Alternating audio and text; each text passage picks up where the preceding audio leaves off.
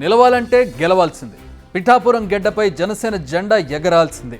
జనసేనానికి ఇది do or die situation. Party బతకాలన్నా, పరువు నిలవాలన్నా ఎన్నికల్లో గెలవాల్సిందే. ఇప్పటికే చాలాసార్లు పగిలి పదునెక్కిన గాజు సీసా ఈసారైనా గెలిపిస్తుందా, లేక మళ్ళీ పగులుతుందా? గెలుపు కోసం పవన్ ఫాలో అవుతున్న స్ట్రాటజీ ఏంటి? గుడిలో పవన్, చర్చ్లో పవన్, పలకరిస్తూ పవన్, ప్రశ్నిస్తూ పవన్. ఇలా పిఠాపురం అంటే పవన్, పవన్ అంటే పిఠాపురం అన్నట్టుగా సాగుతోంది జనసేనాని ప్రచారం. నిత్యం ప్రజల్లోనే ఉంటూ తనని గెలిపించాలని అభ్యర్థిస్తున్నారు. గెలిస్తే ఏం జరుగుతుందో చెబుతున్నారు. ఇలా ప్రజలతో మమేకమవుతూ ముందుకు వెళుతున్నారు పవర్ స్టార్. పిఠాపురంలో గెలుపు కోసం పవన్ స్ట్రాటజీ మార్చారు. 2019 ఎన్నికల్లో గాజువాక, భీమవరం నుంచి పవన్ పోటీ చేశారు. కానీ ఆ ఎన్నికల్లో 2 చోట్ల ఓడిపోయారు. దీంతో తీవ్ర విమర్శలకు గురయ్యారు ఆయన. ఓ రకంగా వైసీపీ నేతలు ఆయన్ను చాలా దారుణంగా ట్రోల్ చేశారు ఈ విషయంలో, ప్రధానంగా 2 చోట్ల ఓడిపోయిందని. కానీ ఈసారి ఎన్నికల్లో ఆయన రూట్ మార్చారు. ఈ ఎన్నికల్లో ఆయన కేవలం పిఠాపురం నుంచే బరిలోకి దిగుతున్నారు. ఒక్క స్థానం. ఫోకస్ మొత్తం పిఠాపురం పైనే పెట్టారు. అంతేకాదు గతానికి భిన్నంగా జనంలోకి వెళ్తున్నారు. 2019లో కేవలం ర్యాలీలు, రోడ్ షోలకే పరిమితమయ్యారు పవన్. దాని నుంచి నేర్చుకున్న ఎక్స్పీరియన్స్ మరొకటి కారణమో కానీ స్ట్రాటజీ మారింది, ప్రజల్లోకి వెళుతున్నారు. కానీ ఇప్పుడు నడుస్తూ వెళుతూ ఉన్నారు. ప్రతి ఒక్కరిని పలకరిస్తున్నారు. అంతేకాదు 2019లో ఏమీ అడగలేదు, కానీ ఇప్పుడు అడుగుతున్నాను, ప్లీజ్ గెలిపించండి అంటున్నారు. 2 చేతులెత్తి నమస్కరిస్తూ రిక్వెస్ట్ చేస్తున్నారు. మీకోసం నిలబడతానంటున్నారు, మీ ఆశీర్వాదాలు కావాలంటున్నారు, ప్లీజ్ ఒక్క ఛాన్స్ అంటూ రిక్వెస్ట్ చేస్తున్నారు పవన్ కళ్యాణ్. తన ప్రచారంలో దేవాలయాల అభివృద్ధిని హైలైట్ చేస్తున్నారు పవన్. పిఠాపురంలో వైసీపీ దేవాలయాల అభివృద్ధిని పట్టించుకోవడం లేదంటున్నారు. తాను గెలిచిన వెంటనే 70 నుంచి 100 కోట్ల నిధులు తీసుకొచ్చి అభివృద్ధి చేస్తానంటున్నారు.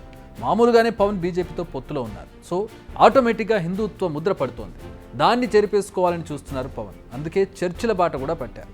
ఆంధ్ర బాప్టిస్టు చర్చిలో ప్రత్యేక ప్రార్థనలు చేశారు. బషీర్ బీబీ దర్గాను సందర్శించారు. ఇలా సర్వమత ప్రార్థనా స్థలాలను చుట్టేస్తూ తనకు అన్ని మతాలు సమానమే అనే సిగ్నల్స్ ఇస్తూ ఉన్నారు. మరి గెలవాలంటే ఏ ఒక్కవైపు స్టాండ్ తీసుకుంటే సరిపోదు కాబట్టి అందరినీ మచ్చిక చేసుకునే పనిలో ఉన్నారు పవన్ కళ్యాణ్. అదే సమయంలో సెంటిమెంట్ రగిలించే పనిలో కూడా ఉన్నారు పవన్ కళ్యాణ్. మామూలుగానే పవన్ ఎక్కడికి వెళ్తే అక్కడికి ఫ్యాన్స్ కుప్పలుగా వస్తూ ఉంటారు, మనం చూస్తూనే ఉంటాం. అది రోడ్ షో అయినా కావచ్చు, బహిరంగ సభ అయినా కావచ్చు.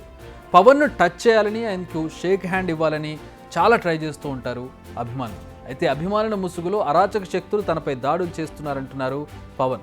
బ్లేడ్లతో కోస్తున్నారంటున్నారు. ఒకసారి ఆయన ఏమంటున్నారు ఒకసారి చూద్దాం. నేను కనీసం రోజుకి ఒక 200 మందికి పిలిచి నేను ఫొటోస్ ఇస్తాను. నేను కాకపోతే అంటే ఎందుకు మనకేంటి కొన్ని ప్రోటోకాల్స్ పాటించకపోతే ఏమైపోద్ది అంటే చాలామంది కొంతమంది ఈ కిరాయి మూకలు ఏం చేస్తారంటే ఎక్కువ మంది వచ్చినప్పుడు సన్న బ్లేడ్లు తీసుకొచ్చి కట్ చేస్తూ ఉన్నారు సెక్యూరిటీ వాళ్ళని కూడా, నన్ను కూడా.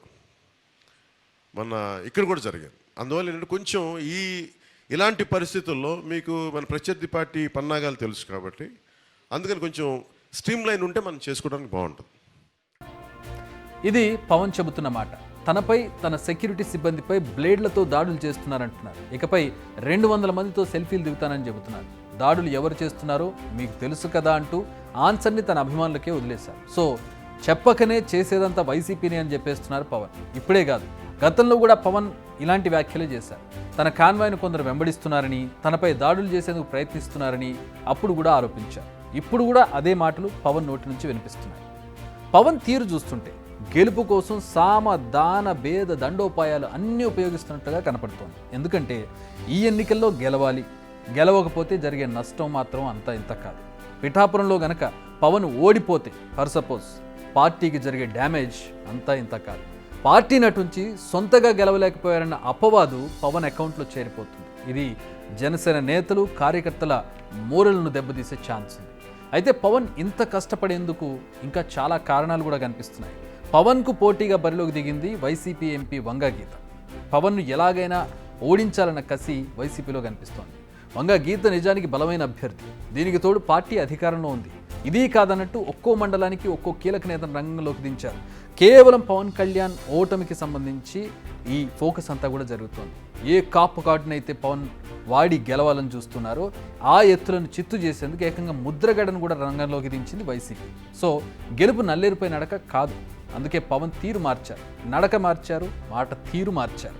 మరి పిఠాపురం ప్రజల మనసులు గెలుచుకునేందుకు పవన్ ఫాలో అవుతున్న స్ట్రాటజీ ఎంత మేర ఉపయోగపడుతుందన్నది ఎలక్షన్సే చెప్పాలి.